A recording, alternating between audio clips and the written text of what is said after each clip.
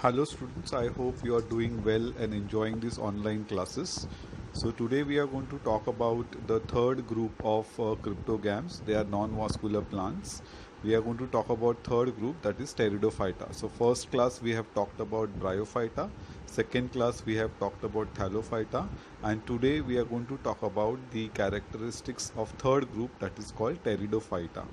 So Pteridophyta is considered as highly evolved group of cryptograms. So though it is under cryptogam groups, it is considered as an evolved group, and it has a protonymal, a special position as a first land plant. So it was the first plant which could start living onto the land, and that's why it is called as protonymal plant which started living onto the land. So that is what is of the special characteristics of Pteridophyta.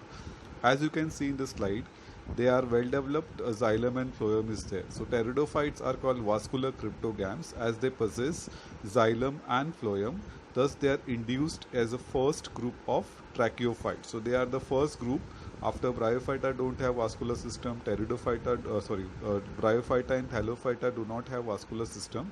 They are the one who have the vascular system, and they are also called as botanical snakes because they have this xylem and phloem into their system.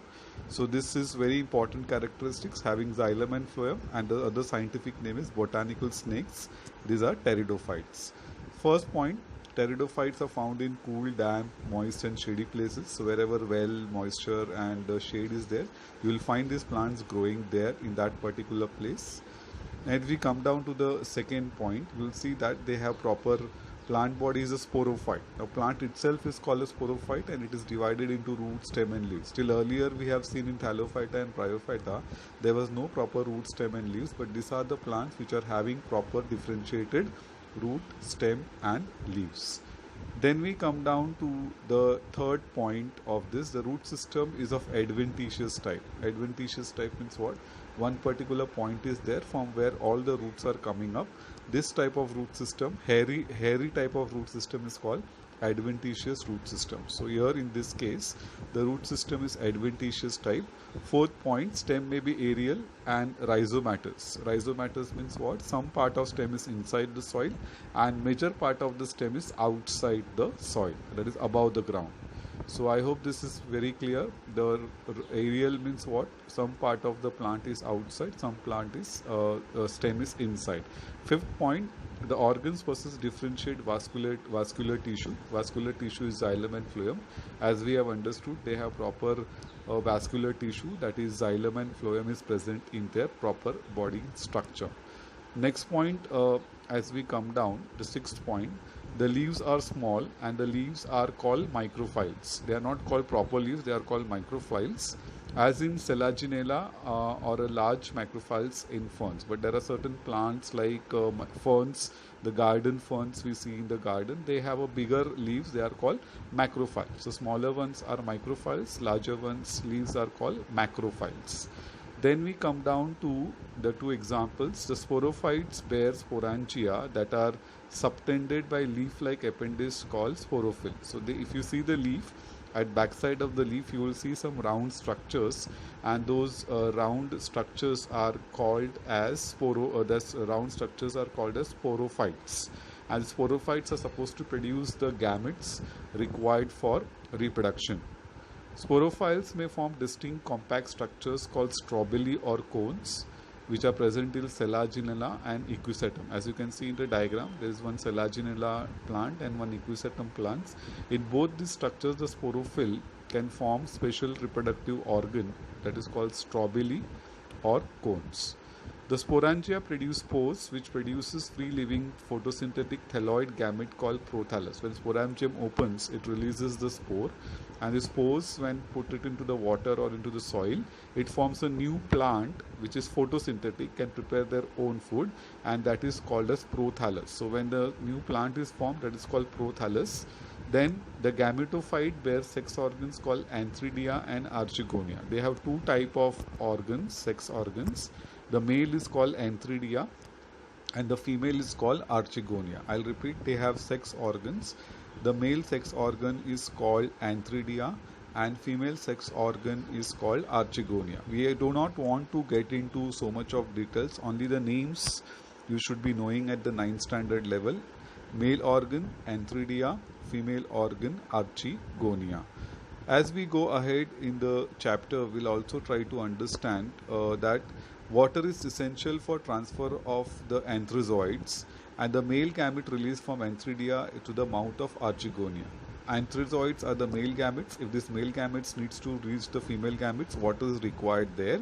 10th point, fusion of male gamete with the egg present in Archegonium results in formation of zygote, and zygote produces a new plant that is called a sporophyte. So when male gamete and female gamete fuses together, it forms a zygote, and then zygote, as you know, will develop into a new plant that is called a sporophyte.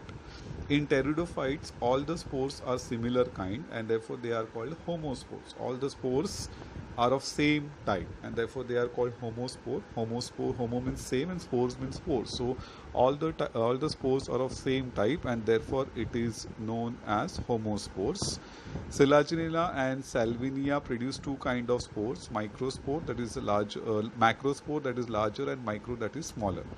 Megaspores and microspore germinate and give them to female and male gamete. This is, we don't want into detail, we just have to remember that Antheridia, Archegonia are there. They produce spores. Spores when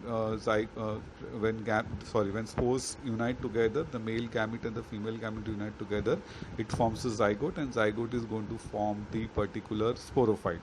Sporophyte is nothing but a plant having proper root, stem and leaves and a proper vascular system, that is xylem and phloem is present. So this is what are the main points of this particular kingdom, that is Pteridophyta. I'll request you to write down these 10 points as the characteristics of Pteridophyta as you understand from this particular video. Please write it down as per your understanding so your learning will become easy. As you can see here now, 4 groups of pteridophytes are given: Pteridophyta, Lycopsidia, Spiropsids and Spiropsida. These are the 4 examples of Pteridophyta. Any 2 examples, even if you remember with the diagram, it's good enough for our 9th standard. So one is your Psilopsida, Lycopodia and Stiropsida. Any 2 you can remember as per your convenience. So I hope you will enjoy this video of the 3rd group of Cryptogam, and that completes the Cryptogamia, which was Thallophyta, Bryophyta and Pteridophyta. In the next class when we meet, we'll be talking about Phanerogams, and in that we are going to discuss about the Angiosperms and Gymnosperm. So you should be able to connect all the 3 Cryptogams now: Thallophyta, Bryophyta and Pteridophyta, which we have covered till now. So till the time we meet next time, I hope you will enjoy this video and your learning is going on. In case you have any doubts, you are always welcome to ask. And as I can see, people are not seeing the videos regularly. I request them to see it regularly, and so that till we meet for the next time. Thank you. Bye bye. Stay home, stay safe.